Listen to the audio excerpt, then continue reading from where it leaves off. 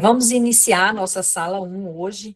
Estarei com vocês aqui, ajudando na condução das atividades de hoje, e dou boas-vindas a todos vocês. Oficialmente iniciamos hoje os nossos estudos, depois da nossa sala de ambientação, e desejo que nós tenhamos um excelente curso.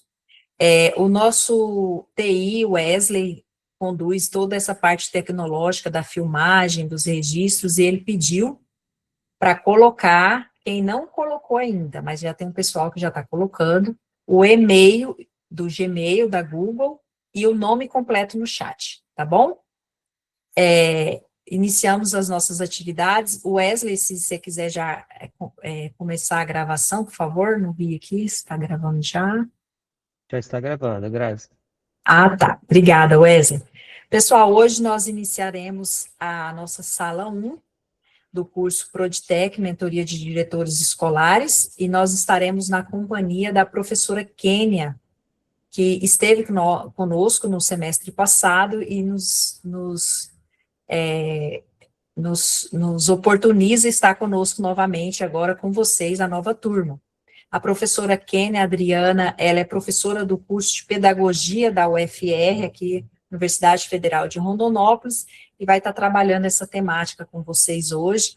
E eu já passo a palavra para ela, que eu acho que ela vai saber melhor se apresentar e dar boas-vindas para vocês. Muito obrigada. Olá, Grazi, mais uma vez, agora oficialmente, boa noite a todas as diretoras e todos os diretores aqui presentes.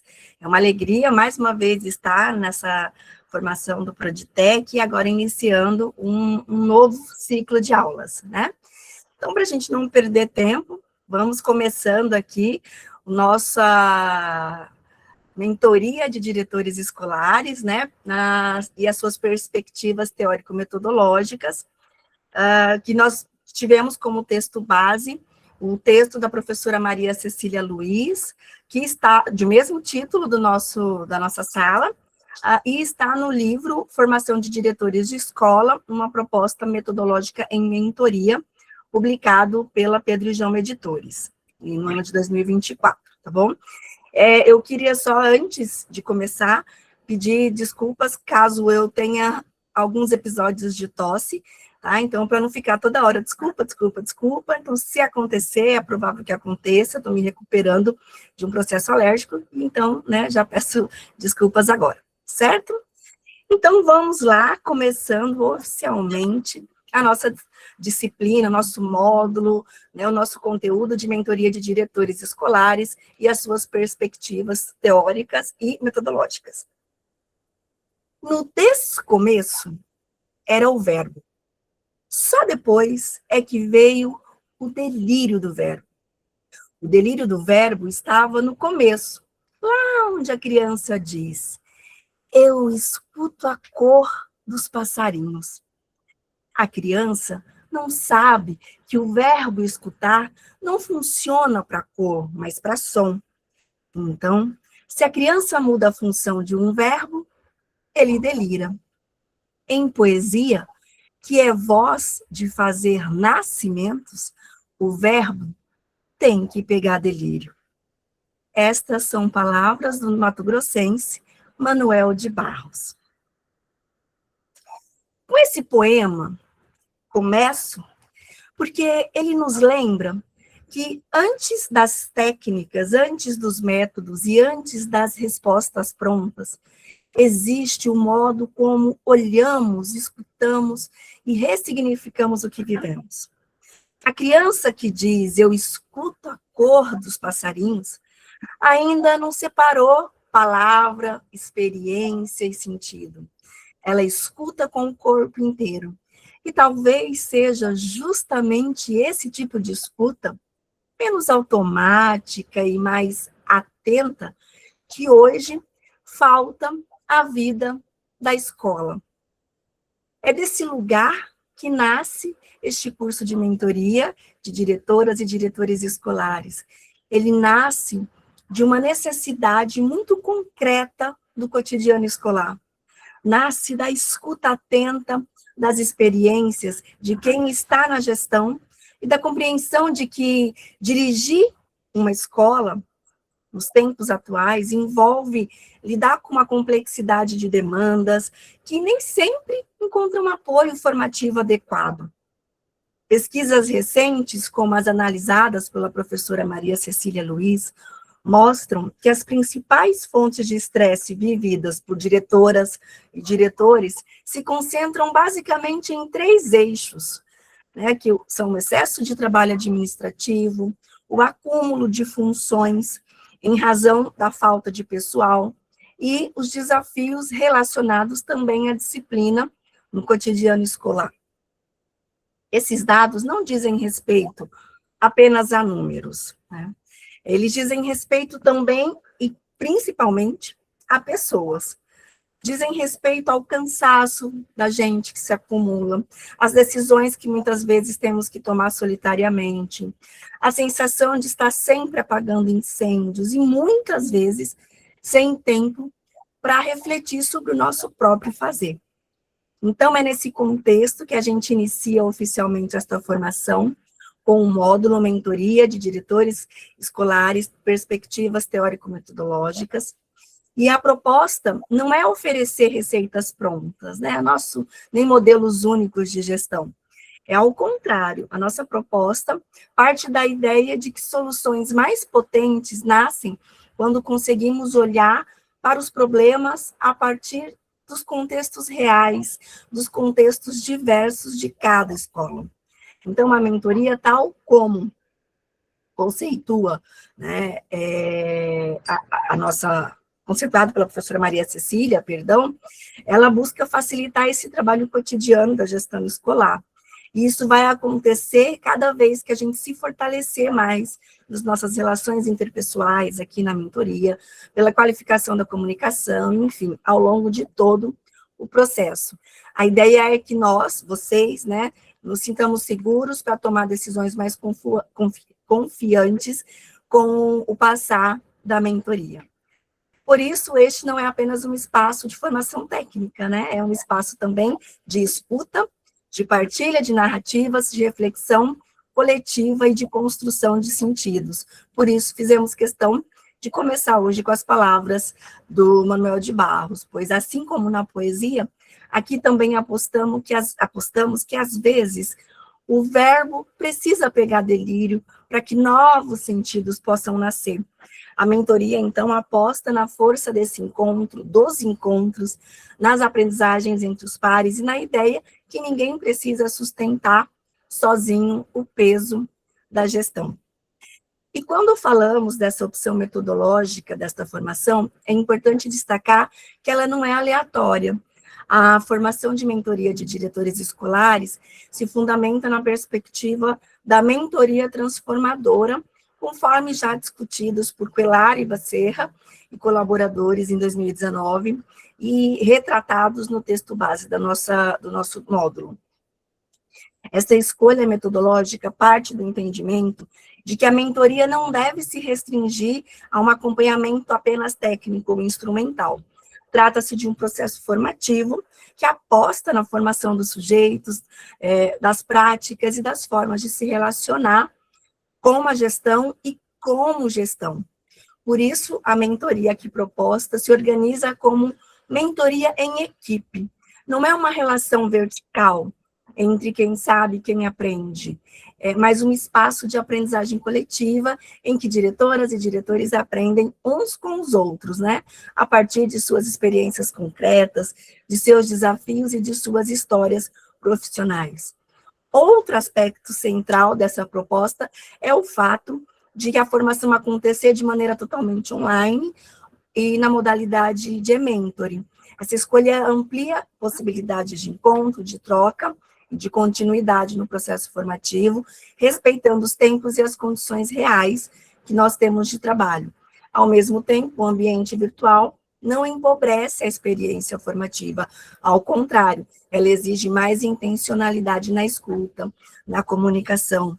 E é nesse contexto que a mentoria transformadora se fortalece, pois ela se apoia na interação e na corresponsabilidade, na construção coletiva de soluções para os problemas reais das nossas escolas.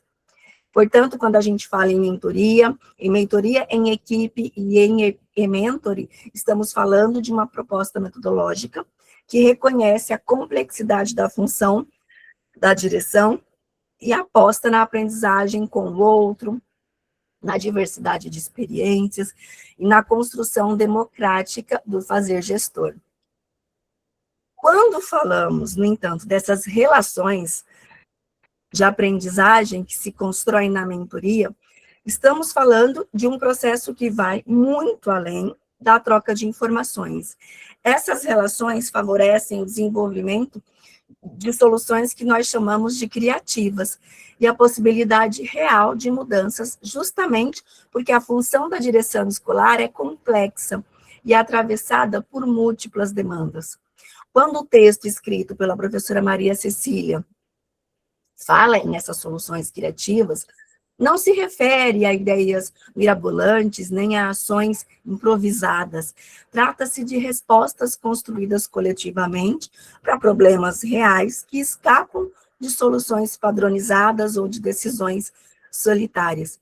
No contexto da mentoria de diretores escolares, soluções criativas são aquelas que nascem da leitura do contexto específico de cada escola, e não da aplicação automática de normas ou modelos externos, articulam diferentes olhares da equipe, reconhecendo experiências, saberes e limites de cada sujeito, reorganizam as práticas já existentes, em vez de apenas acrescentar mais tarefas ao cotidiano, e isso é muito importante, porque o nosso cotidiano já é sobrecarregado, e produzem deslocamentos na forma de comunicar, decidir e agir, ainda que pequenos, mas significativos.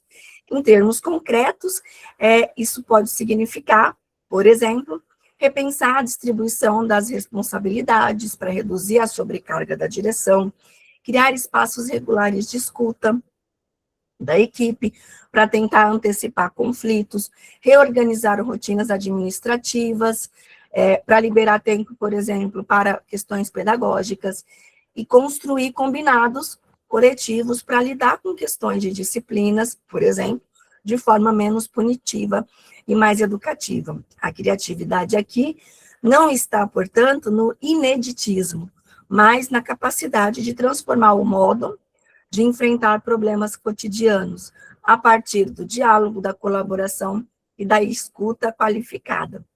Essas soluções se tornam possíveis porque na mentoria os diretores não pensam sozinhos, eles compartilham desafios, vocês, né? Nós compartilhamos desafios a partir da escuta de experiências de outros gestores. Por isso, é essencial que haja uma preparação adequada e, sobretudo, apoiada ao longo do exercício dessa função. A mentoria surge como esse espaço de apoio formativo. Então, aqui é para que nós construamos esse espaço de apoio formativo, né, para que vocês percebam que não estão sozinhos.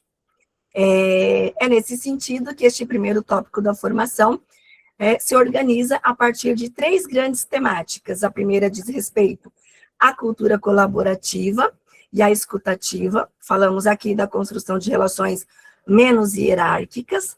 A segunda temática envolve as narrativas pessoais e profissionais ao compartilhar histórias, trajetórias e experiências, criando vínculos. E a terceira trata-se dos feedbacks, tanto escritos quanto orais, entendidos como práticas formativas fundamentais para qualificar a comunicação, fortalecer as relações e promover as aprendizagens no cotidiano da escola.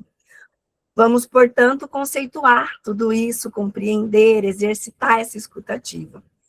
A colaboração, então, nesse contexto, não é algo que acontece espontaneamente, é o que a gente vai construir juntos aqui nesse momento de formação, quando vão se consolidando oportunidades reais de aperfeiçoamento contínuo, tá? A partir desse slide, então, a gente tem a compreensão de que a mentoria, como um processo recíproco de crescimento, significa dizer que ninguém sai daqui do mesmo jeito que entrou. Nem quem acompanha, eu, os ATTs, nem quem é acompanhado, os diretores e diretoras escolares.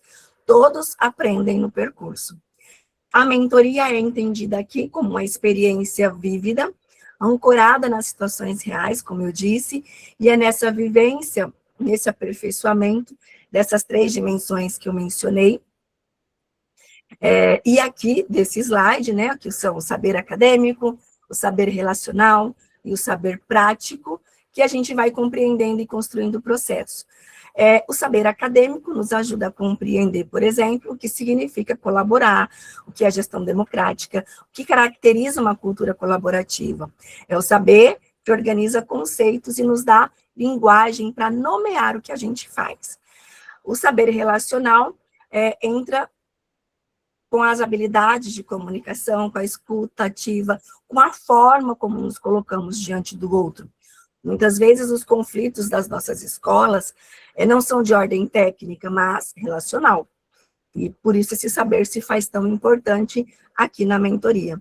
E a terceira dimensão, que a gente nomeia de saber prático, diz respeito à construção de suporte emocional, de perspectivas estratégicas.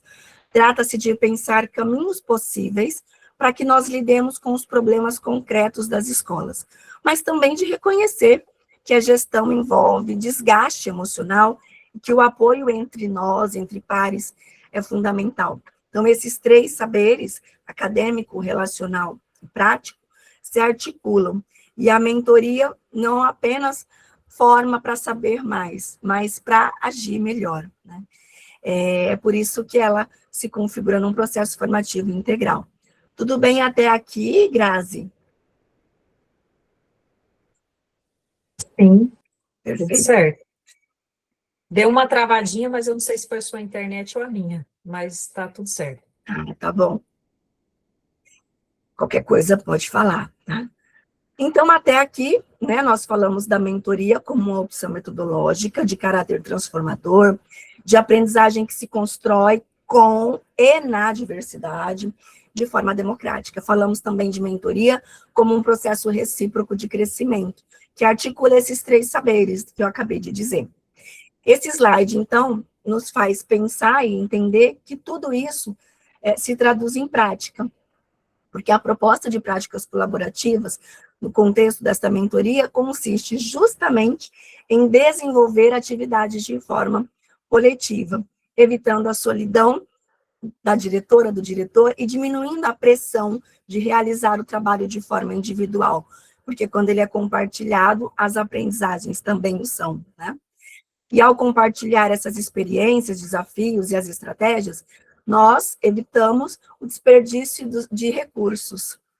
Aquilo que um já viveu, por exemplo, reflete ou refletiu e enfrentou ou enfrenta, pode servir de apoio para outro gestor, né? É nesse movimento que a colaboração deixa de ser um discurso e passa a ser uma prática colaborativa concreta. Esse entendimento, portanto, nos conduz diretamente ao que será dito a seguir, né? A cultura colaborativa não acontece espontaneamente, mas construída. Então, na sequência, nós vamos olhar com mais cuidado para esses 3 eixos, né? De postura colaborativa, de escuta ativa, das narrativas pessoais, dos feedbacks, e todos esses elementos são... Oi? Foi alguém que falou? Não? Então, tá, parecia que eu tinha ouvido alguém. Então, portanto, a partir de agora, a gente marca uma passagem importante, de agora que eu digo, desse slide, né, e dessa fala. Nós entramos nos modos de fazer, nos gestos cotidianos e nas práticas que tornam possível uma gestão menos solitária e mais humana. E aí, aqui eu deixo uma pergunta de reflexão, que não precisa ser respondida agora, mas para que vocês reflitam, né? Em quais situações da gestão vocês se sentem mais sozinhos, né? Vamos pensar e, de repente, tentar construir juntos o contrário dessa solidão por meio da colaboração da mentoria. A colaboração está, então, diretamente associada a normas, às oportunidades de aprendizagem que a gente vai tendo ao longo da carreira, como este curso aqui, né? Ao nosso aperfeiçoamento contínuo. Quando o trabalho de cada um de vocês é vivido de forma isolada, sem apoio, as incertezas tendem a pesar mais, como a gente mencionou, fragilizando esse senso de confiança. Ao contrário, quando estas incertezas são enfrentadas juntas, a gente passa a pensar de forma compartilhada. É nesse sentido que a gente pensa que aprender juntos, aprender com os pares, constrói um comprometimento com a valorização de todos nós envolvidos aqui. Esse processo não acontece de maneira espontânea, como a gente disse, como o texto da professora Cecília nos traz, né? E outros autores também nos alertam para que a cultura colaborativa, ela não vai surgir naturalmente, nem no espaço da escola, nem em outros grupos coletivos. Ela exige constante reflexão e relação, e significação e ressignificação do que é colaborar nas nossas práticas cotidianas. Então, nós vamos ver aqui na mentoria que são práticas que precisam ser intencionais, organizadas de forma sistematizada, mas também processual. Então, não é num módulo, ela é durante o curso, é durante o módulo, que depois vem o outro, e aí a gente vai construindo novos saberes. Ela vai sendo consolidada aqui, nas discussões teóricas, práticas e metodológicas, bem como no cotidiano de cada escola que cada um de vocês está. Então, a gente percebe que essa aprendizagem profissional vai ocorrendo de acordo com o nosso próprio desenvolvimento, de acordo com as nossas próprias necessidades e dos nossos colegas que estão conosco nesta jornada de mentoria. Quando nós refletimos juntos, então, a gente vai colocando em diálogo esses estilos de pensamento, os nossos saberes, as nossas experiências. E é assim que essa colaboração vai deixando de ser um ideal abstrato e passando a se tornar uma forma mais formativa, concreta, né? E agora a gente vai falar dessa diferença entre o trabalho em equipe e o trabalho colaborativo, que à primeira vista podem parecer semelhantes, porque ambos envolvem pessoas trabalhando juntas, mas existe uma distinção entre elas, né? Que vamos olhar para essas diferenças agora, aqui dentro desse quadro. Esse quadro nos ajuda a visualizar, de forma mais organizada, essas diferenças, essas distinções entre trabalho em equipe e trabalho colaborativo. Começando pela definição, no trabalho em equipe, várias pessoas atuam em torno de um mesmo projeto, mas cada uma realiza uma parte de forma mais independente. Já no trabalho colaborativo, o que caracteriza o processo é a participação coletiva, contínua, com diálogo e construção conjunta desde o início. Quando a gente olha para a interação entre integrantes, no trabalho em equipe, a interação costuma ser limitada e aparece muitas vezes em momentos de entrega ou de integração final. Já no trabalho colaborativo, a interação é constante, com trocas mais frequentes e ao longo de todo o processo. Quando a gente olha para a tomada de decisões, isso também fica bem diferente. O trabalho em equipe prevê decisões tomadas mais individualmente ou centralizadas, e já no trabalho colaborativo, as decisões são construídas considerando a opinião de todos os envolvidos. No que diz respeito à divisão das tarefas, a gente tem no trabalho em equipe, cada um executando a sua parte de forma separada, com pouca interferência no trabalho do outro, e já no trabalho colaborativo, mesmo havendo responsabilidades específicas, há participação coletiva e revisão conjunta em todas as etapas, o que permite ajustes ao longo do processo. Em relação ao apoio mútuo, o trabalho em equipe nem sempre vai acontecer, porque o foco tende a estar na entrega individual, Porém, no trabalho colaborativo, esse apoio mútuo é central, porque as pessoas se ajudam conforme as necessidades dos grupos, e isso distribui tarefas e responsabilidades. Se a gente pegar um exemplo de uma feira cultural, por exemplo, no trabalho em equipe, cada pessoa cuida da sua parte, e o encontro acontece apenas no final, quando tudo é reunido, e já no trabalho colaborativo, o grupo decide tudo, o tema, o formato, e acompanha cada frente de trabalho, ajustando decisões ao longo do processo. Esse quadro, então, nos ajuda a reconhecer que a colaboração não é apenas uma forma diferente de organizar tarefas, mas uma forma diferente de pensar, de decidir e de sustentar o trabalho coletivo, né? É isso que essa mentoria busca. E aí eu faço uma outra pergunta retórica, mas que pode nos ajudar a pensar, né? Em qual coluna vocês se reconhecem mais? As suas práticas do cotidiano, no do trabalho em equipe ou na do trabalho colaborativo, né? E aí, agora, a gente vê uma estratégia metodológica que pode nos ajudar a compreender e organizar esses processos de mudança na escola. E aqui a gente tem 3 estágios, né? O raciocinar, o experimentar e o desejar. O primeiro estágio, que é o raciocinar, está associado à mente e relacionado ao passado. Raciocinar aqui significa olhar para o que já foi vivido na escola, revisitar experiências, analisar decisões tomadas, reconhecer o que funcionou e também o que não deu tão certo assim. Esse movimento de raciocinar é importante porque nos permite aprender com a própria trajetória da escola, dos diretores, e aproveitar ao máximo aquilo que foi bem sucedido, sem repetir erros automaticamente. O segundo estágio, o experimentar, está ligado ao coração e ao presente. Aqui o desafio não é estagnar. Experimentar implica ousar, testar novas possibilidades para além das que já foram experimentadas. Ajustar práticas que já foram testadas e se permitir viver algo diferente do que já está cristalizado na experiência, tanto dos gestores como das escolas. É no presente que a mudança começa a ganhar corpo. E por meio dessas pequenas experiências do momento presente, a gente vai vendo pequenas experiências, tentativas e reorganização do cotidiano escolar.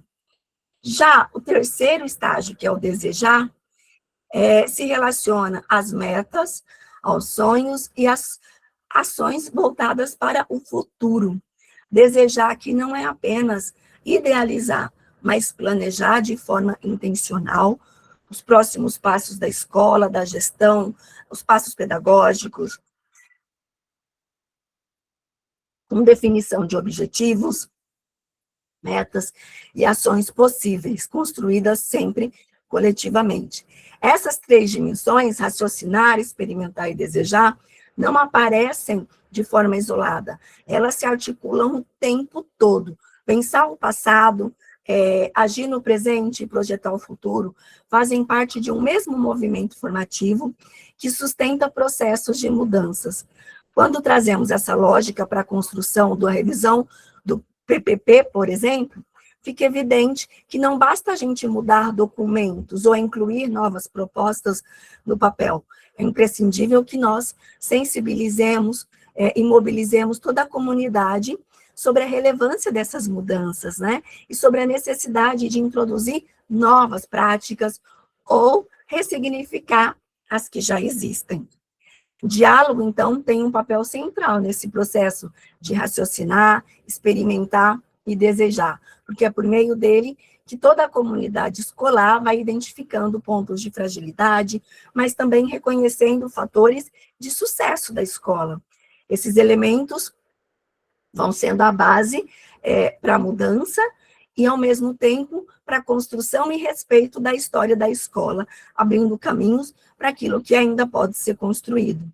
A gente entende, então, a partir desse raciocinar, experimentar e desejar, que a escola precisa olhar para o que fomos, agir com coragem no presente e desejar, planejando juntos, o que ainda podemos nos tornar. Eu acho que chega a ser poético, né? Esse movimento da tríade raciocinar, experimentar e desejar. Aqui a gente vê as necessidades da organização na escola. Depois, então, da gente discutir o que foi a cultura colaborativa, esses 3 estágios que eu acabei de mencionar, raciocinar, experimentar e desejar, chegamos a um ponto decisivo da nossa mentoria, que é identificar as necessidades reais da organização das nossas escolas.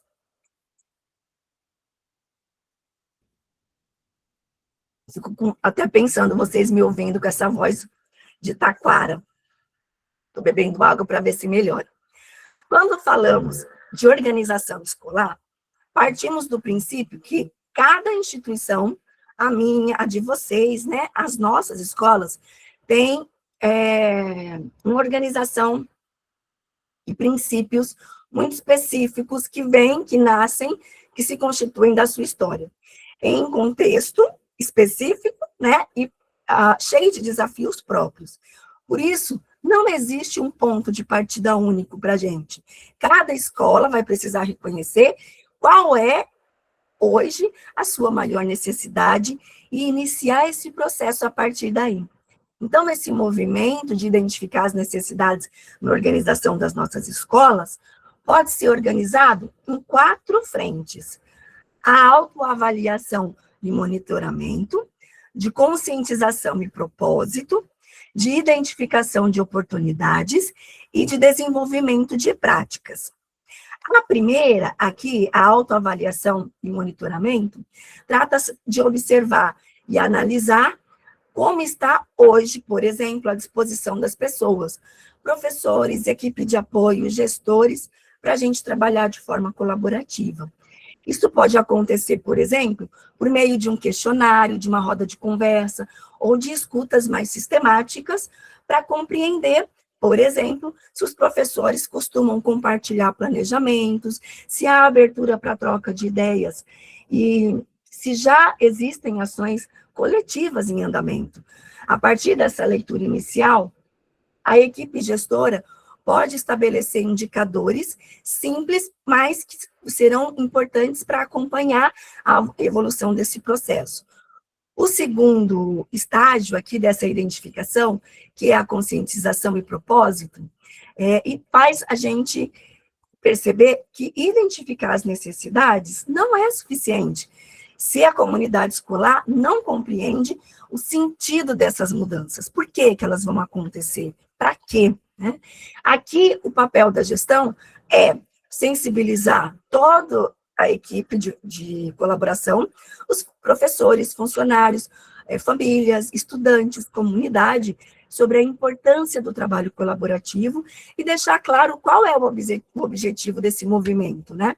Por exemplo, organizar um encontro para explicitar que colaborar não é apenas ajudar quando sobra tempo, se a gente pensar no envolvimento das famílias, mas um modo de trabalhar que qualifica o ensino, que melhora o clima escolar e fortalece as relações em todos os níveis, né?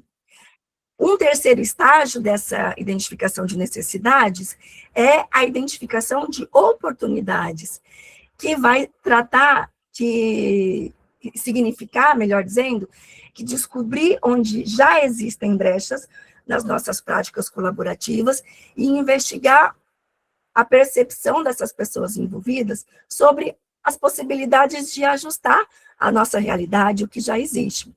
Um exemplo ocorre quando a coordenação percebe que professores de ciências e matemática estão trabalhando temas próximos, como, sei lá, sustentabilidade, e propõe integrar essas ações em um projeto comum, envolvendo também, por exemplo, arte, língua portuguesa.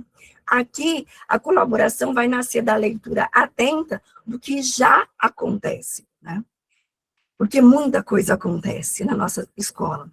Por fim, o quarto estágio dessa identificação de necessidades é o desenvolvimento de práticas, que é colocar a colaboração em ação de forma transversal, né? Criando novas iniciativas, para além das que já acontecem, e acompanhar se as que já acontecem, bem como essas novas criadas, como estão funcionando e se estão funcionando bem, né? Isso vai poder incluir, por exemplo, a criação de horários fixos de planejamento coletivo, o incentivo à observação de aula entre pares, o registro das sugestões pedagógicas, ou mesmo o desenvolvimento de projetos interdisciplinares, como mencionado,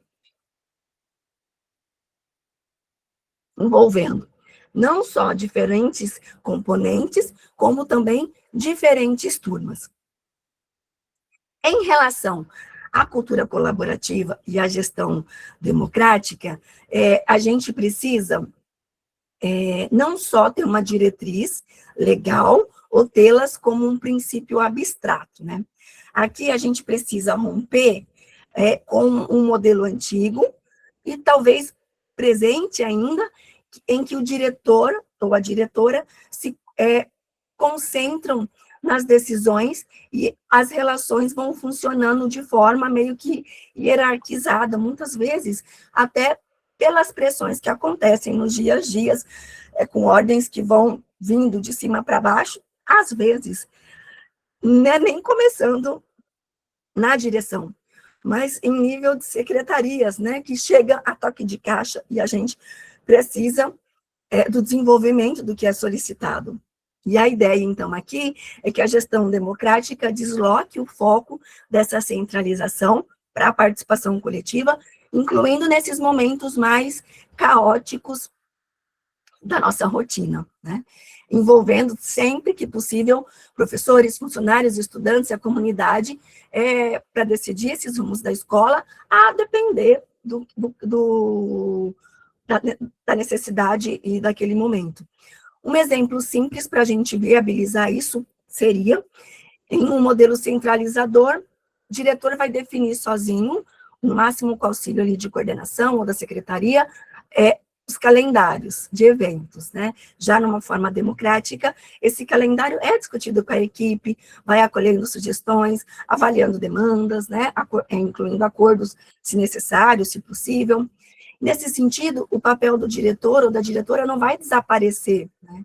Pelo contrário, eles vão precisar estar mais ativos e, na prática, organizando esse compromisso democrático.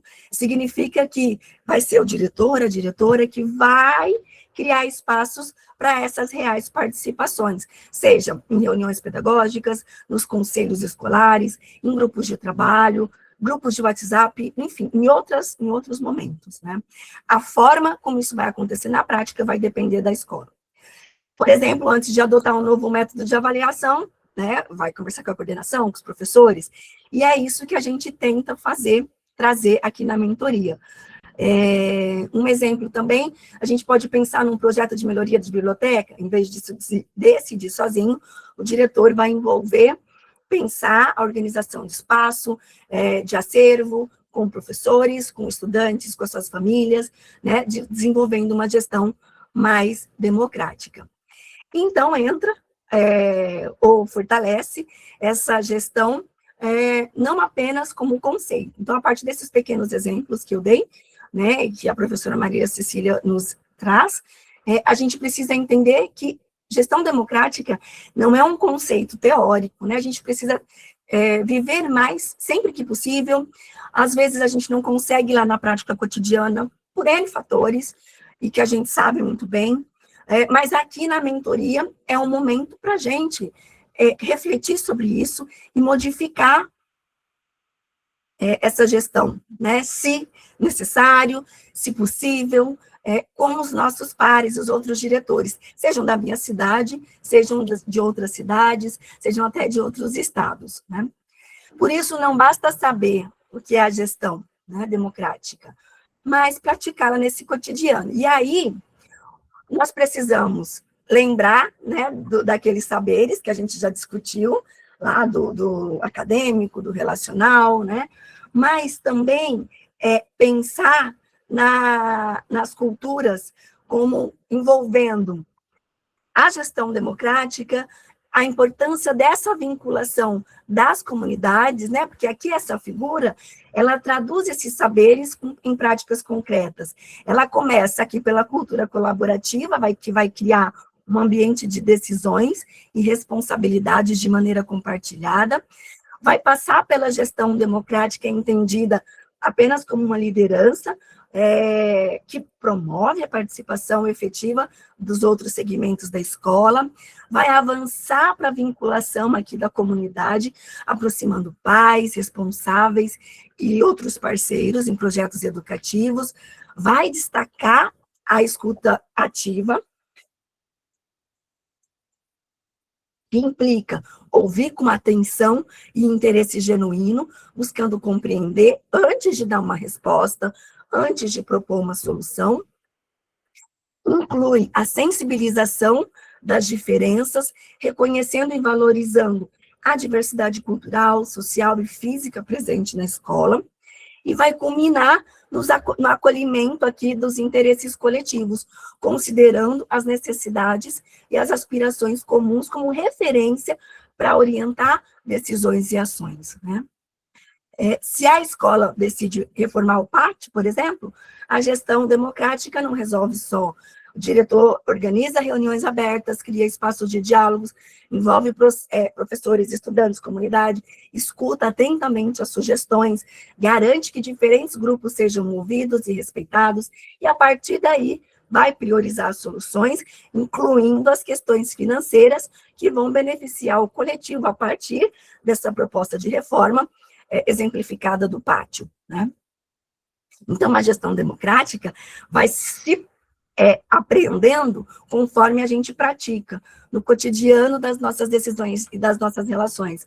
E aí, se tivéssemos tempo aqui, com certeza, todos vocês teriam um exemplo de, pelo menos, uma ação de gestão efetivamente democrática, né, de suas gestões, mas, com certeza, por N fatores, também teriam pelo menos um exemplo de gestão não democrática que tenha acontecido. E aí, a mentoria é um lugar da gente tentar minimizar e trazer mais democracia para todos os nossos momentos de gestão lá na escola, né?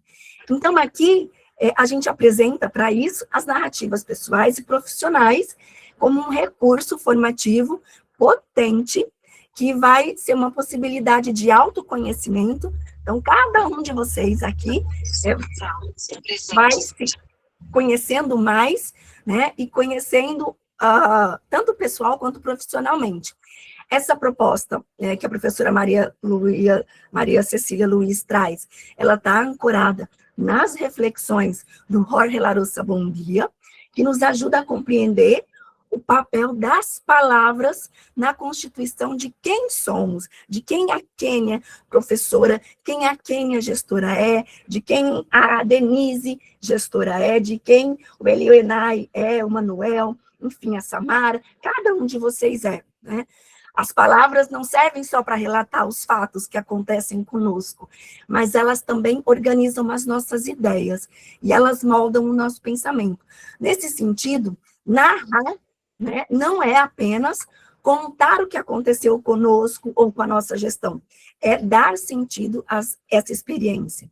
Quando falamos, então, nessa mentoria em narrativas pessoais e profissionais, estamos nos referindo às histórias que cada um tem e conta sobre si, sobre a sua gestão.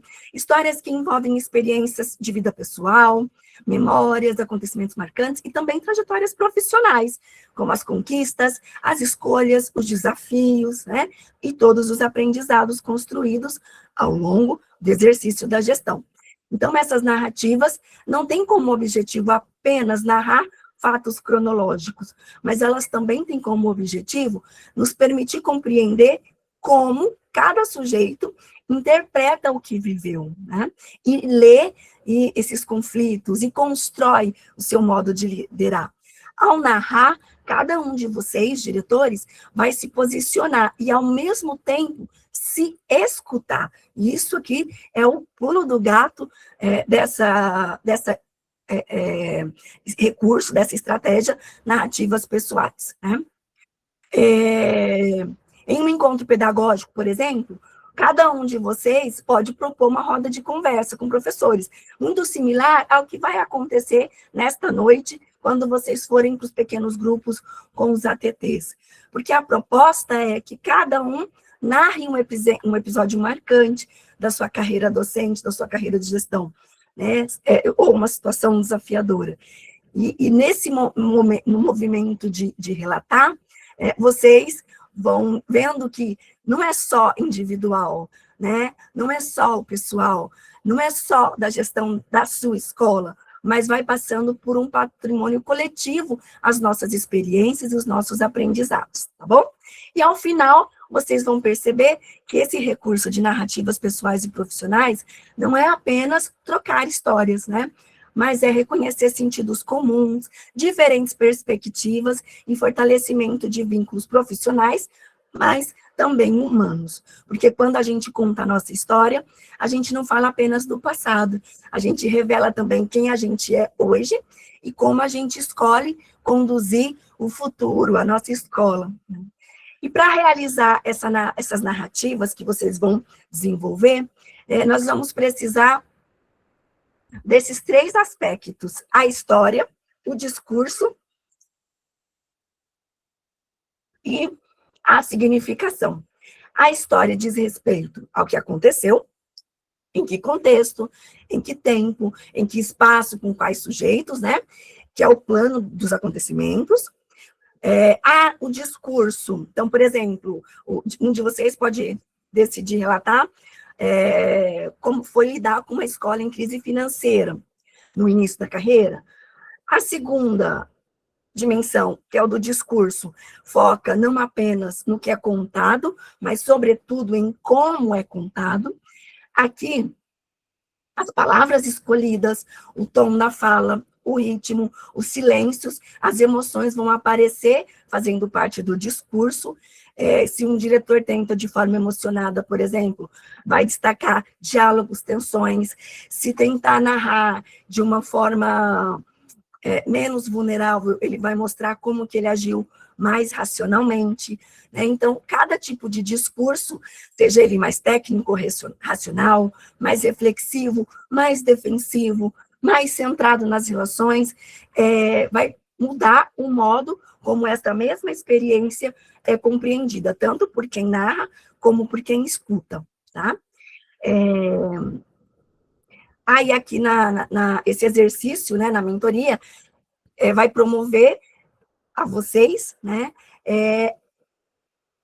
o ouvir com atenção, que a gente mencionou lá desde o poema do Manuel de Barros, até o pensar na organização da sua própria fala. Porque a proposta é que essas narrativas que vocês compartilharão e que podem levar para as escolas de vocês, sejam simples, mas, porém, sejam honestas, porque, como nos lembra o Jorge Bondia, as palavras vão descrever e narrar, mas, ao mesmo tempo, permitir a escuta de nós mesmos e reconhecer como a gente criou o nosso caminho de transformação, né? E eu acho que deu o tempo, né, Grazi? Você pode confirmar para mim se fechou o tempo? Eu acho que sim, né? Falta 10 minutinhos. Ai, que bom. Porque eu então estava com mais coisas para dizer aqui. Deixa eu beber uma aguinha. Eu pensei que eu tinha perdido o time e falei, meu Deus, ficou faltando coisas. Então, vamos lá. Esse slide aqui apresenta algumas possíveis temáticas que podem nos orientar nos momentos de narrativa, tanto aqui, entre gestores, como quando vocês levarem essa proposta de narrativas lá para as escolas de vocês.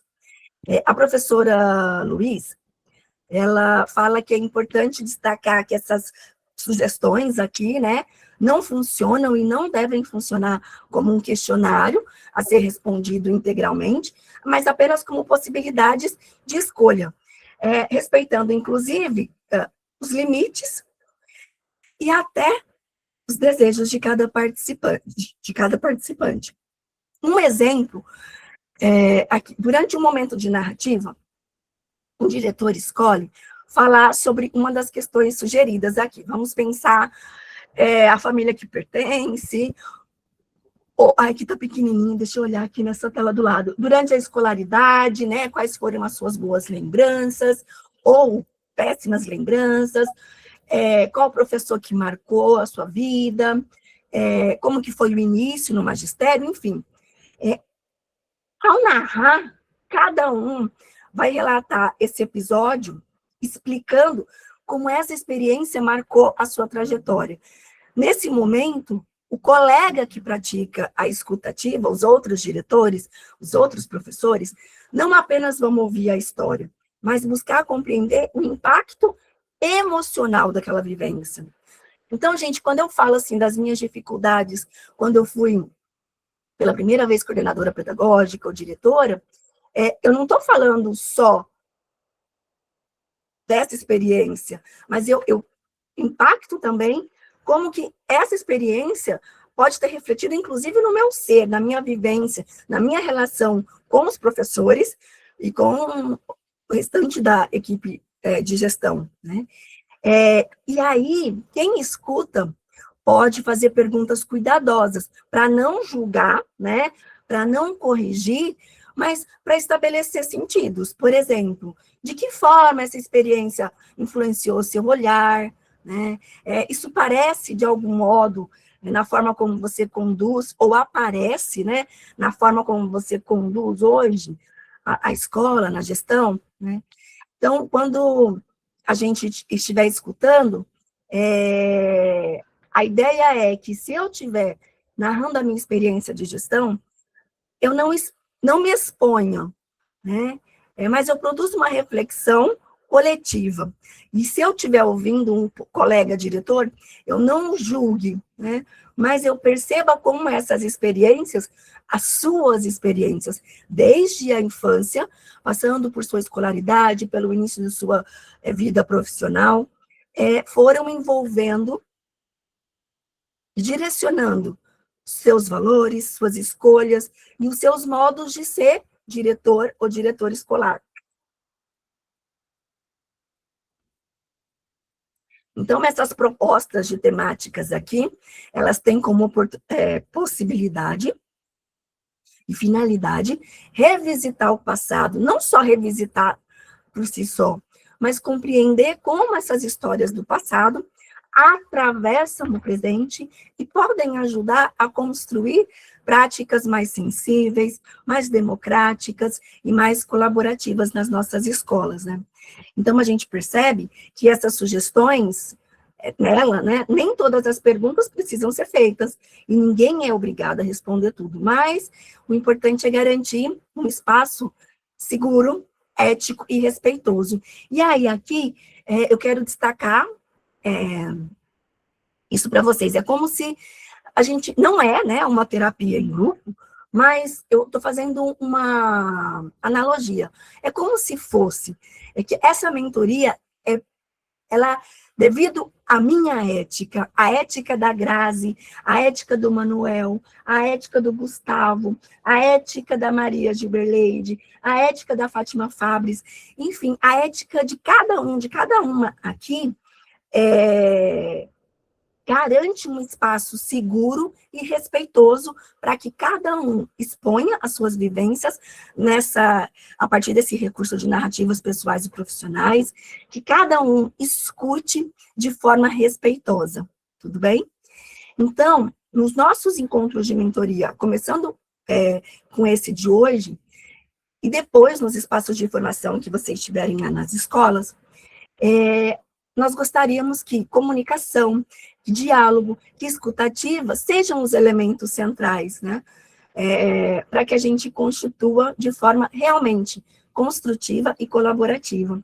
Isso significa, então, que não basta a gente apenas ouvir o que o outro diz, é preciso a gente estar atento, escutar de forma ativa, né? Como os assuntos são apresentados, como que é a experiência de cada participante, como era o contexto, como que ele atuou naquele contexto, qual forma esses saberes vão se manifestando no cotidiano da escola e na gestão desse colega, ou na minha própria gestão, né?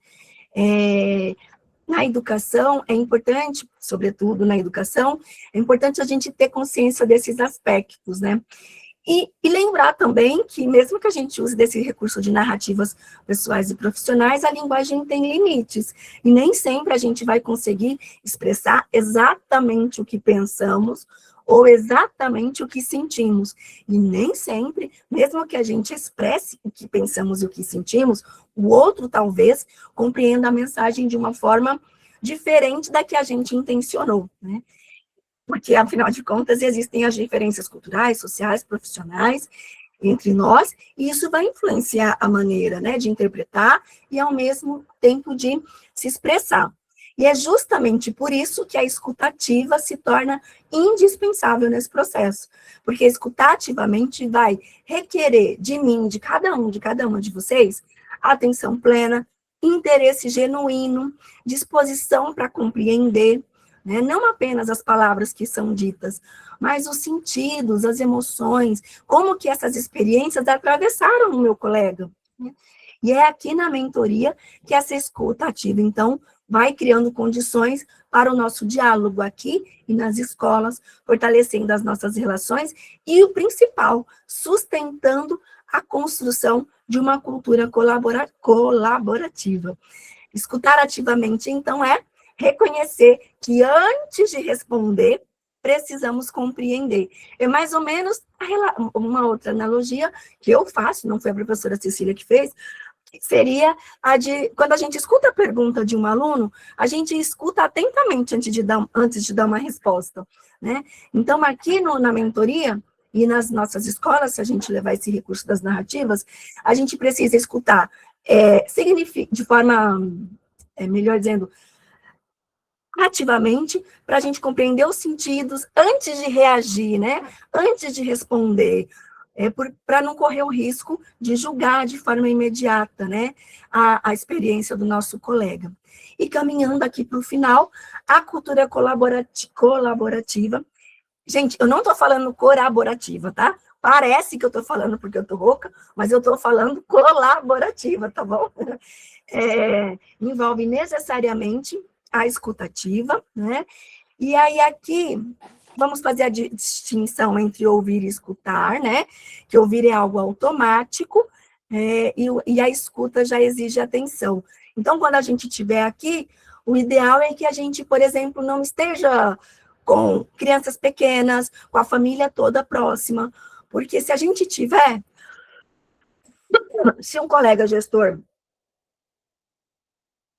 narra, compartilha a sua experiência, eu corro o risco só de ouvir e não de escutá-lo, né? E aí eu vou ter dificuldade ou perder a oportunidade de auxiliar esse colega, captando realmente tanto as palavras como os sentidos, né? E uma outra forma de eu garantir a escutativa e não só o ouvir, é checar o meu entendimento com o colega, se for o caso, né? E isso vai requerer de todos nós uma certa paciência, uma certa cautela, né? Para que a gente, de fato, compreenda as percepções e as atitudes nossas e dos nossos colegas. E aí, para quem vai conduzir, a forma dessa condução também tem um impacto, né? E vai mostrar a qualidade da gestão. No texto, a professora Cecília traz um exemplo bem ilustrativo de Fraport, né, que vai falar da participação em uma formação de mentoria, e a diretora passou a incorporar, na qual, né, a diretora menciona que passou a incorporar de forma planejada práticas de escuta colaborativa e escutativa lá na sua escola. E ao final do ano letivo, a equipe já tinha clareza sobre os desafios a enfrentar no ano seguinte, né, antes mesmo que o ano se finalizasse, e isso possibilitou que aquela diretora e toda a sua equipe antecipasse possíveis ações, alinhasse estratégias para o ano seguinte. Então, escutar ativamente é transformar, né, a fala do outro em ponto de partida para decisões mais justas e compartilhadas. Talvez a escutativa também possa ser pensada, né, no nosso cotidiano. E aí, aqui, para finalizar, eu quero dizer as seguintes palavras também de Manuel de Barros para vocês. Nosso conhecimento não era de estudar em livros, era de pegar, de apalpar, de ouvir e de outros sentidos. Seria um saber primordial? Nossas palavras se ajuntavam uma na outra por amor e não por sintaxe. A gente queria o arpejo, o canto, o gorjeio das palavras. Um dia tentamos até de fazer um cruzamento de árvores com passarinhos, para obter gorjeios em nossas palavras. Não obtivemos. Estamos esperando até hoje. Mas bem ficamos sabendo que é também das percepções primárias que nascem os arpejos e canções e gorjeios. A escutativa, então, minhas queridas e meus queridos, na gestão escolar, começa quando reconhecemos que nem todo saber nasce do controle, mas da percepção, da experiência e dos encontros. Talvez colaborar seja isso, aprender a escutar com mais sentidos do que certezas. E é isso, Grazi. Obrigada. Muito obrigada, Kênia. Pessoal, excelente, professora. A professora parou a apresentação, eu vou colocar aqui o nosso cartazinho de 10 minutinhos, pessoal, tomar uma água, um cafezinho, já voltamos para o segundo período, tá bom? Pessoal, vamos voltando para o nosso segundo momento. Dá um joinha aí, o pessoal que já está na sala. Vamos continuar as nossas atividades. Pessoal, agora nós iremos fazer a dinâmica nos pequenos grupos, na atividade da sala 1, quem conseguiu olhar lá no AvaMec, será uma participação hoje sobre narrativas pessoais e profissionais.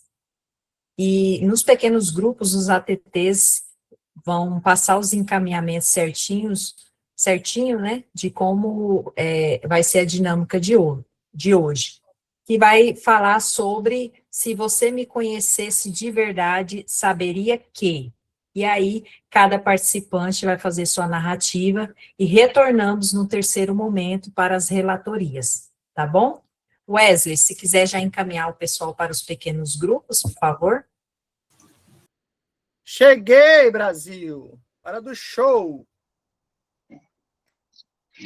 Bem-vindos de volta.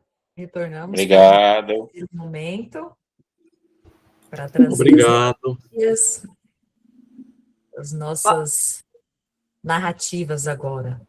Todos estão aqui? A sala marcando 23 só. Só um minutinho para o pessoal estar voltando. Ô, Grazi, você vai seguir a ordem numérica? Você quer fazer sorteio? A gente não falou sobre a dinâmica hoje. Hoje eu vou seguir a ordem dos grupos mesmo. Todos vão falar, né?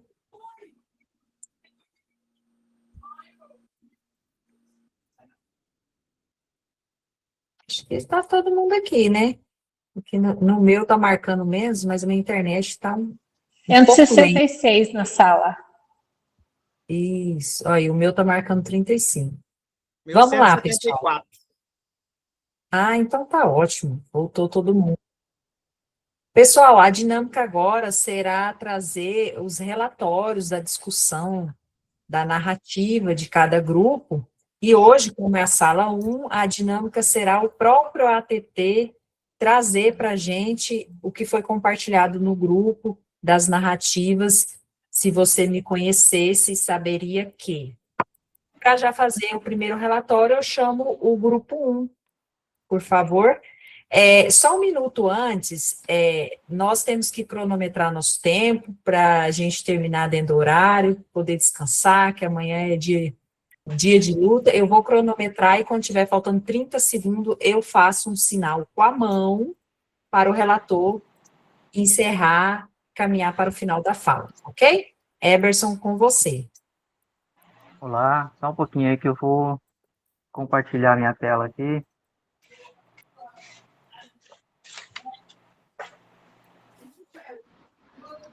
Ok.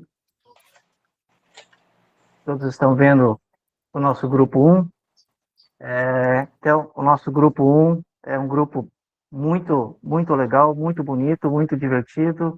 É um grupo que a gente tem colegas aqui que têm mais de 30 anos de atuação na educação, gestão, há muitos anos, avós e avós, gestores de pré-escola, gestores de escolas rurais, gestores de escolas com mais de 1.000 alunos.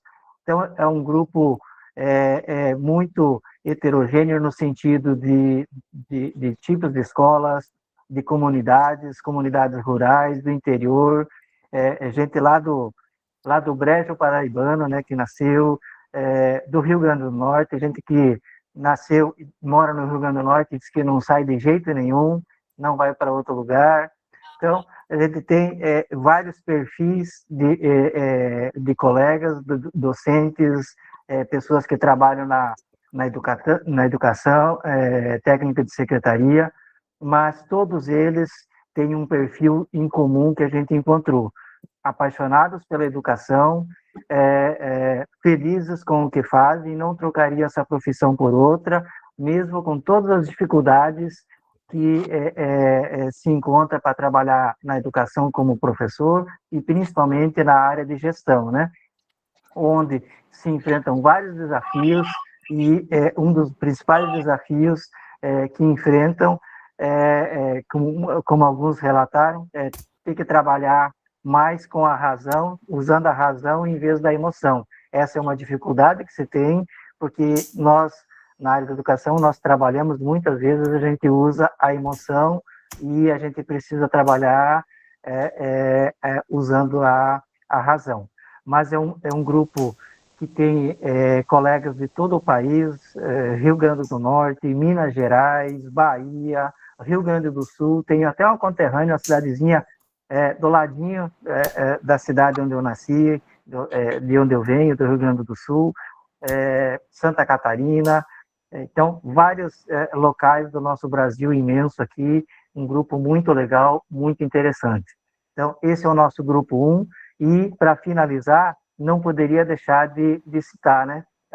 Nós temos colegas aqui que, inclusive, passaram perfume, tiveram que passar perfume para sair bem na foto, para tirar a foto, para ficar a foto legal, né? Não é, Edelson?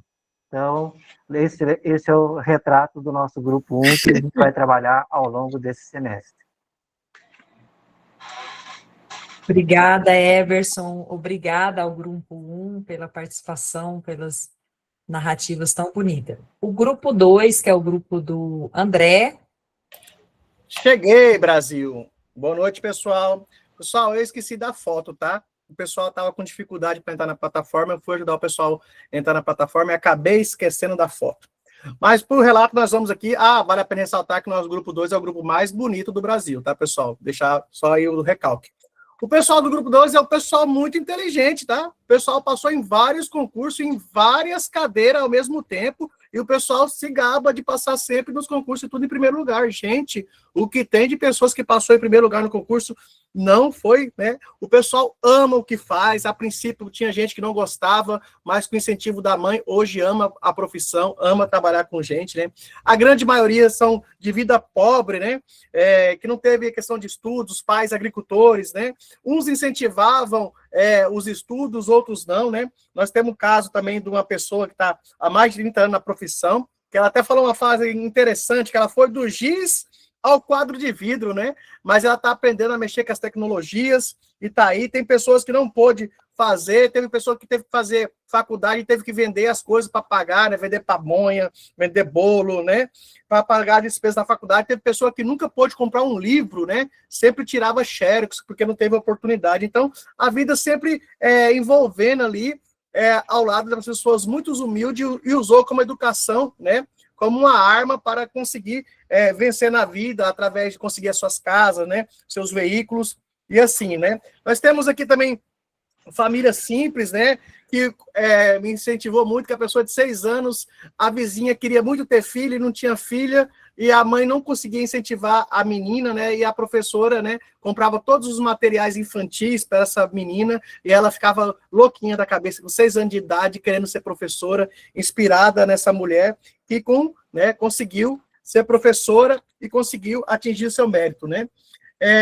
Nós temos pessoas muito contentes com a educação. Temos uma mulher também que eu achei interessantíssimo, que ela pegou todas as esferas de educação, mas todas, da limpeza. Ela passou no primeiro concurso para limpeza da escola. Ela foi de limpeza, professora, articuladora, né, coordenadora, e hoje é diretora da escola.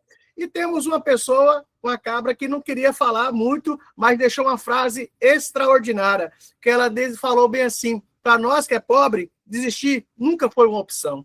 Valeu, Brasil! Tchau, obrigado!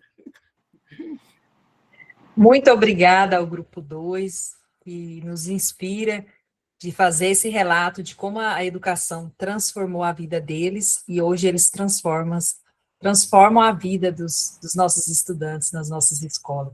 Grupo 3, o grupo do Kindle.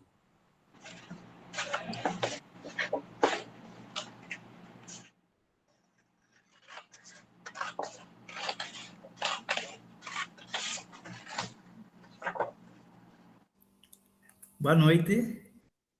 Estão me ouvindo? Sim, ouvimos. Só que a sua Consegue tela ver? saiu, a sua foto. Oh, meu Deus. Um segundinho só. Tudo bem. Está aparecendo? Não. Vai aparecer agora, está carregando. Está aparecendo, Caido. Enquanto vai aparecendo, essa é parte dos integrantes do nosso grupo. Se vocês conhecessem este grupo de verdade, que é o grupo 3, saberiam que é um grupo unido e que essa união vai além do interesse de cumprir as horas aqui do Proditec, mas sim o motivo que nos move é a curiosidade e a vontade de transformar os desafios complexos que atravessam as nossas escolas em soluções simples e inovadoras. Temos diretores novos, outros com longa estrada percorrida, diretores de escolas cívicas, cívico-militares, neste caso. Temos também diretores que são formadores, que são mentores num programa semelhante ao nosso, lá no Paraná. E também o nosso grupo representa todas as regiões do Brasil. Resumidamente, o que nos define é a vontade de criar algo que realmente faça diferença na educação. E obrigado.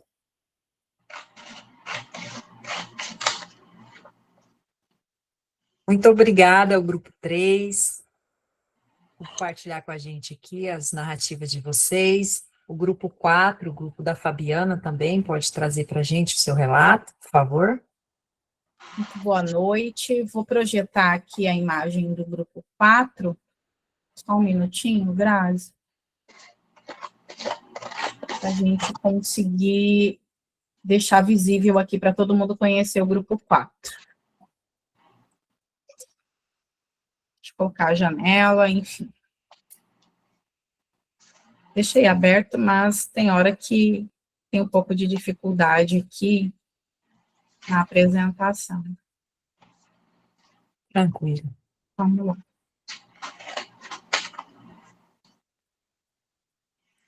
Aqui para mim está como compartilhando. Certo. Apareceu. Aqui, muito bem. Como eu não vejo vocês, qualquer coisa você me avise, Grazi, por favor. Bom, então, se vocês conhecessem de verdade o Grupo 4, saberia que esse grupo, ele é formado especialmente por mulheres, muitas delas mães, né?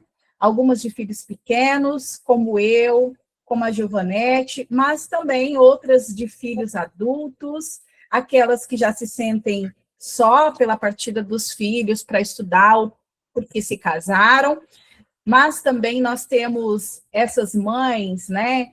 E não só mães, a gente tem o Márcio representando aqui também os homens, participando desse grupo enquanto um grupo bastante coeso no sentido de pensar a educação e de como ela é importante para fortalecer e qualificar a gestão, exatamente porque esse grupo entende que a gestão não se faz sozinha e porque eles precisam dos pares. Então, é um grupo bastante afinado nesse sentido, e um grupo que, na sua maioria, pensa a partir dessa perspectiva formativa, né? A maioria deles possui ou especialização ou mestrado, né? Nós temos, na sua grande maioria, também um grupo formado por pedagogos, né? Mas também a gente tem um biólogo, a gente tem uma pessoa formada em educação física, nós temos também um geógrafo, nós temos diferentes perspectivas formativas, mas temos, enquanto um ponto em comum, o fato de ter a maioria de pedagogos, né? Esse grupo também é bastante engajado no sentido de pensar como fortalecer essa formação que se faz para o trabalho ser realizado na escola, mas também na perspectiva de formar outros diretores, né? Então, o que se percebe do grupo é uma enorme força de vontade, um grande desejo de fazer mais pela educação e também um desejo enorme de pensar a partir das especificidades do quanto o trabalho coletivo e no âmbito do ProdTech pode fortalecer e qualificar ainda mais essa formação de cada um deles. Então, se vocês conhecessem melhor o grupo 4, vocês saberiam que todas essas especificidades caracterizam esse grupo, que é diverso, né, e que tem um representante de cada uma das unidades aí, das 5 regiões brasileiras. Esse é o grupo 4. Que legal, muito obrigada ao grupo 4, Fabiana, muito obrigada. Então, nós chamamos o grupo 5, o grupo do Hugo. Boa noite a todos. Hoje eu não tirei foto do meu grupo, eu tirei semana passada, ainda bem, porque essa semana não deu tempo de tirar, porque eles falaram muito, foi interessante a gente se conhecer, mas o tempo foi contadinho, não deu tempo de tirar a foto, mas vamos lá. O que fica do grupo 5 hoje é que é um grupo que é marcado pela... Eles falaram muito em gestão democrática e por essa paixão pela educação. E se para alguns a paixão pela educação não apareceu de primeira, como uma das nossas cursistas falou que ela não gostava de sala de aula, até entrar em uma sala de aula, outras começaram sua trajetória literalmente no chão da escola, dando aula no chão da escola. Então, a gente tem uma professora de inglês, assim como eu, é um grupo bem diverso. Temos também uma educadora que trabalha com atendimento especializado em altas habilidades e superdotação. Nós temos uma gestora que ela é mãe atípica, e isso levou ao fato dela construir essa trajetória na escola que ela trabalha. Então, ela trabalha com famílias atípicas, acolhendo, recebendo e fazendo projetos com essas famílias. Tem uma outra cursista também que ela começou na escola como ajudante de serviço. E hoje ela chegou à direção, ela está super ansiosa e animada para começar esse curso e aprender muito com a gente. Tem gestor que já está há mais de 20 anos na educação, tem gestor que trabalha em escola com mais de 600 alunos, uma outra gestora trabalha na educação desde 1999. Nós temos vários tipos de gestores e de educadores, mas todos têm uma coisa em comum, todos estão super animados para esse curso que está se iniciando agora. É isso, muito obrigado a todos. Esse é o grupo 5. Muito obrigada ao grupo 5 pela participação conosco. Todos estão animados. Essa sala 1, se me conhecesse, saberia que no final todos estaremos amigos. Grupo 6, por favor. Boa noite, Grazi. Estão todo mundo me ouvindo? ATT Paulo, do grupo 6, hoje da turma A. Grazi, na fala de cada um, eu até falei com eles, eu me vi desde lá do início Então, foi muitas falas do lado pessoal, mais do que o lado profissional. Até relatei com ele. Pessoal, eu acho que dar aula, estar na unidade escolar é tão, assim, rotineiro que vocês falaram mais da vida pessoal de vocês, né? Então, tipo assim, Grazi, os relatos consistiram tipo, de pessoas de classe média baixa, que lutaram bastante, de zona rural, né? Tiveram que andar bastante para ir para a escola, relataram que não tem essa estrutura que hoje tem para alunos irem para a escola, né? Essa dificuldade que tiveram, mas com muito esforço, venceram. Alguns falaram, que nem o Hugo falou, tinham um sonho de estar em outra aula, mas o caminho caminhou para a educação, né?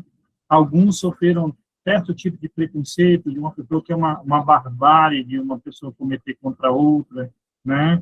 Então, tipo assim, são gente que veio lá do EJA, a maioria são formados em pedagogia, teve um professor que era geógrafo, até citei para ele que a minha formação é mestrado é em geografia e planejamento. Então, eu me vi num déjà vu, entendeu? Num déjà vu, de vivenciar isso, a minha história de vida também, junto com eles. E até enfatizei o quanto é bom essa narrativa viva, nem ativa, ela é viva, então traz essa vivência e nos retraz a condições de melhorar as nossas atividades em unidades escolares. E uma frase que uma cursista falou, que tipo assim, eu anotei aqui, ser e estar na coordenação ou na administração é consequência do seu trabalho, de um trabalho bem feito, né? Então, aqueles que são eleitos pela tua equipe ou aqueles que estão condicionados, fizeram um bom trabalho para estar no que está. Falaram muitas outras coisas que é interessante trazer, mas o tempo me comprime, eu só fechar nesse texto, tá, Grazi? Obrigado, gente, boa noite. Muito obrigada ao grupo do Paulo, muito válida essa narrativa de como a educação transforma, e hoje vocês transformam vidas, né? Próximo grupo, por favor, Rafael. Oi, gente, boa noite. O pessoal está falando aqui que a tela está compartilhada, vocês estão vendo já ou não?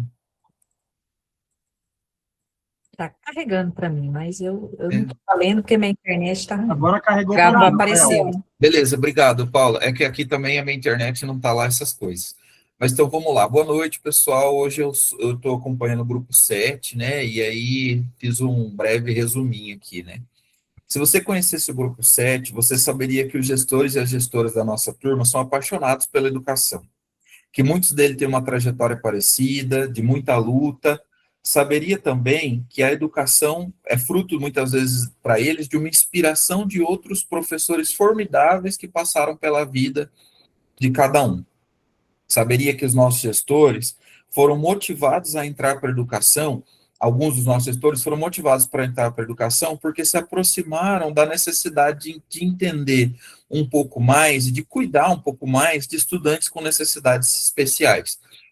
E que os nossos gestores perceberam que a função de gestor, de diretor, de diretora, é um misto entre medo e força de vontade, que muitos deles, muitas delas, não escolheram estar, não era desejo estar na frente da gestão de uma escola, mas que a força de fazer um bom trabalho fez com que assumissem a função e que percebessem hoje que o diretor, a função diretor se faz no dia a dia.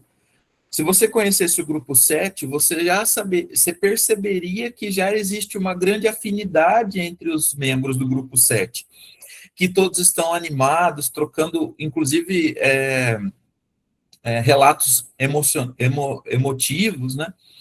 E que todos estão animados com a formação do curso de mentoria e que eles reconhecem que é possível aprender cada vez mais na troca com os outros pares, com os outros colegas diretores.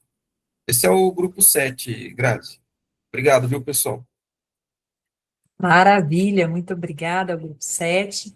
Grupo 8, Lesinete. Boa noite. Compartilhar aqui só um pouquinho.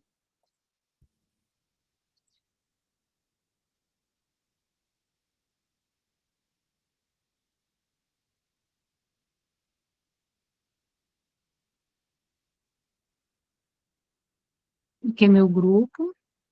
Aqui vou fazer uma apresentação, um resumo na apresentação. Aqui eu coloquei algumas frases, né, que foram postas por eles. Então, a gente observa que o grupo 8 tem umas similaridades, né, em relação à sua formação, em relação àquilo que buscaram, né, e seus sonhos, e também todos estão, né, buscando conhecimento. Então, se você me conhecesse de verdade, eu vou ler aqui o resumir, só um pouquinho.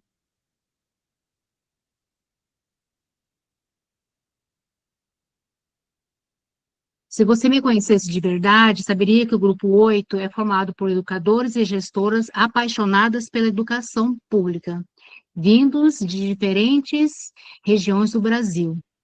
Muitos de famílias humildes e incentivados por pais e familiares a persistirem nos estudos, né? Foi uma história aqui bastante comum, mas também inspirada. São pessoas resilientes que enfrentaram desafios pessoais e profissionais, superaram recepções difíceis, distâncias e minoridades sociais, mas que transformaram essa experiência em empatia, compromisso e dedicação à comunidade escolar. Citar várias situações, por exemplo, dos haitianos, que têm feito um processo de acolhimento, buscando projetos para aproximar, né, esses outros que chegam à escola. Valoriza o trabalho coletivo, a afetividade, a escuta ativa e a construção conjunta de soluções, sempre buscando o melhor para os seus alunos e para a transformação social através da educação. São profissionais que acreditam na educação pública e cultivam sonhos e incentivam seus pares e alunos, né, mesmo sabendo de algumas dificuldades, têm buscado transformar essas vidas, né, e também buscando transformar a si mesmo quando estão fazendo este curso em melhoria, buscando conhecimento. Este é o grupo 8. Que maravilha, que maravilha. Grupo 9.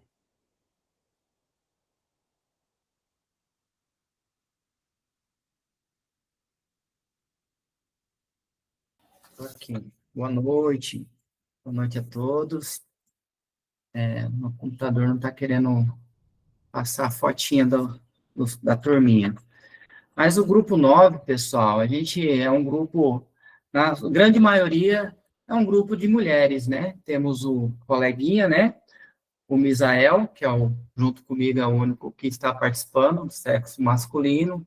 É um grupo cheio de alegrias, né? Várias conquistas, eles são profissionais, eles amam o que fazem. Nós temos profissionais de 5 a profissionais aposentados nesse grupo, nos quais essa que é aposentada, ela continua na segunda cadeira no município, então ela está nativa, então ela está aposentada pela metade ainda.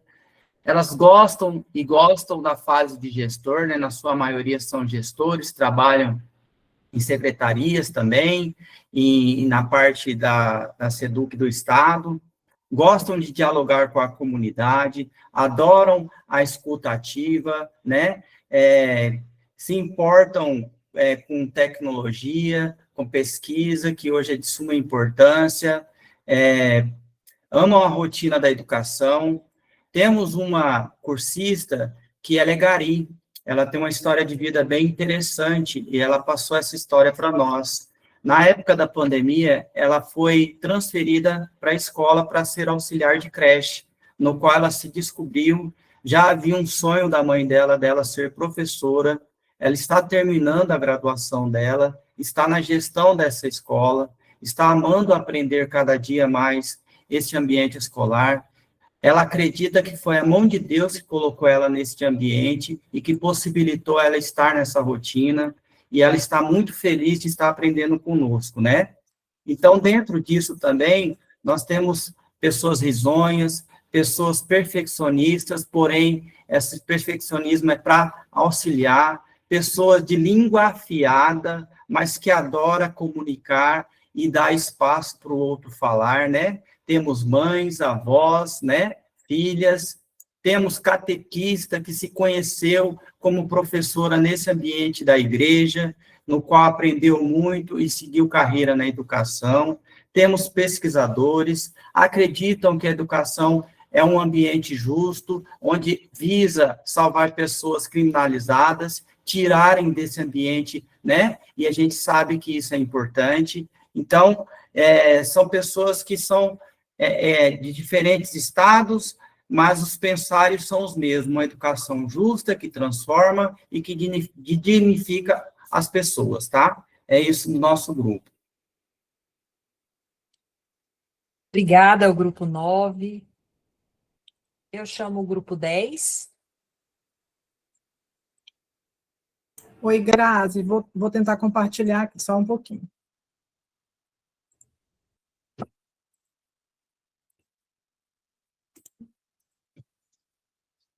Já está aparecendo para vocês? Ainda não. Agora vai. Foi? Foi. Agora sim. Deixa eu passar aqui, porque ele não está passando. Espera aí um pouquinho. Agora vai. Se vocês conhecessem de verdade o Grupo 10, saberia que ele se revelou espetacular, justamente por sua diversidade, histórias distintas, trajetórias singulares e realidades marcadas por desafios profundos, mas atravessadas por um elemento comum: o compromisso genuíno com a educação e com as pessoas. Nas falas emergiram profissionais resilientes e sensíveis que aprenderam a seguir adiante, mesmo diante do medo, do cansaço e da insegurança, sem perder a humanidade no caminho. Um grupo feito de histórias que não cabem em planilhas. Se vocês nos conhecessem bem, saberiam que por trás dos cargos e das rotinas intensas, existem pessoas que cuidam de pessoas.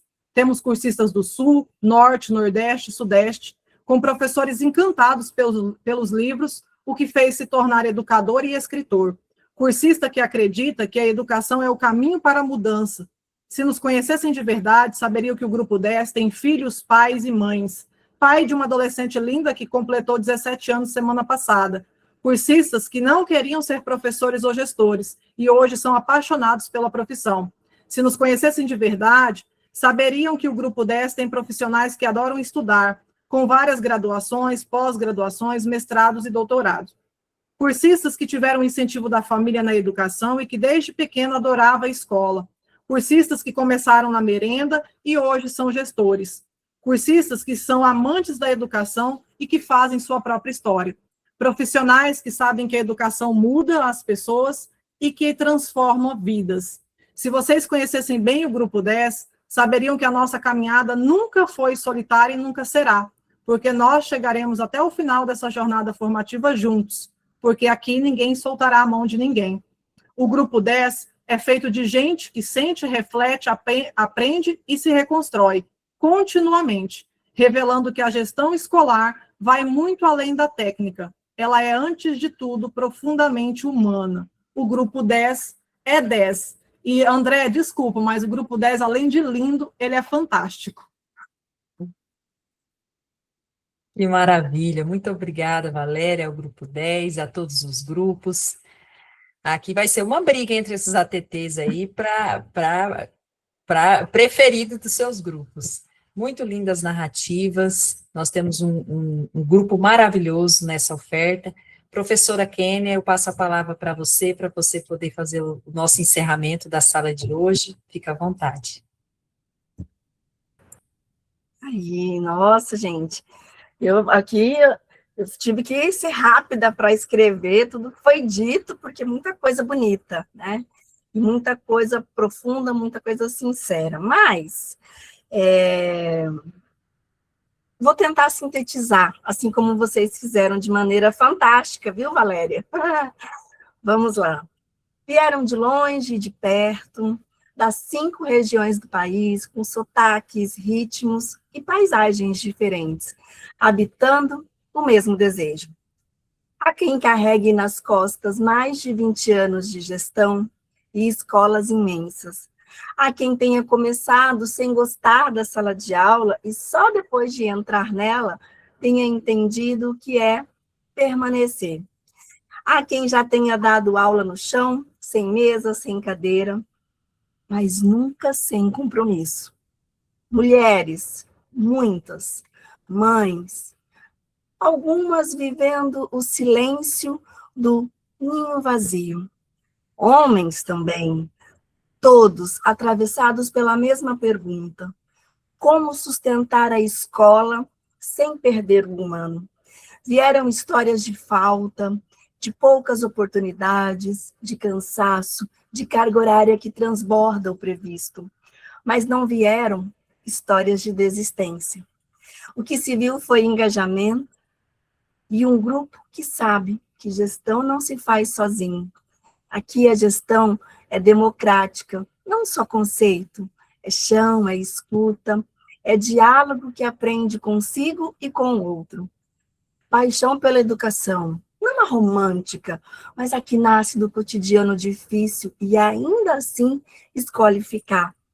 Porque educar, eles sabem, é ato coletivo. E colaborar talvez seja isso, seguir juntos, porque ninguém deveria caminhar só. Foi uma alegria conhecer cada um de vocês, desses 10 grupos fascinantes e cheio de vida e história para contar. Que essa mentoria seja um porto seguro, um ninho cheio de expectativas, mas também de construção coletiva. Obrigada, Grazi, e a todos os ATPs e a todos os diretores e diretoras dessa noite. Muito bem, nós que agradecemos a professora Kênia, que inicia com a gente aqui na sala 1.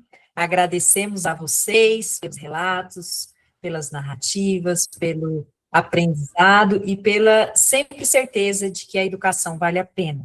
Encerramos a nossa atividade de hoje, sabendo que na próxima quarta, acho que não, por causa do carnaval, mas ainda teremos a companhia da professora Kênia na outra semana. Espero contar com todos vocês, e vocês podem, qualquer coisa, mandar um e-mail para a coordenação, para o Proditec, ou falar com o seu ATT. Muito obrigada, e tenham todos um bom descanso, e nos vemos em breve. Tchau, tchau, pessoal. Boa noite, Brasil. Dorme com Deus. Boa noite, pessoal. Boa noite. Amém. Boa noite, boa noite. Boa noite. Boa noite. Até mais. Boa noite. Boa noite. Boa noite.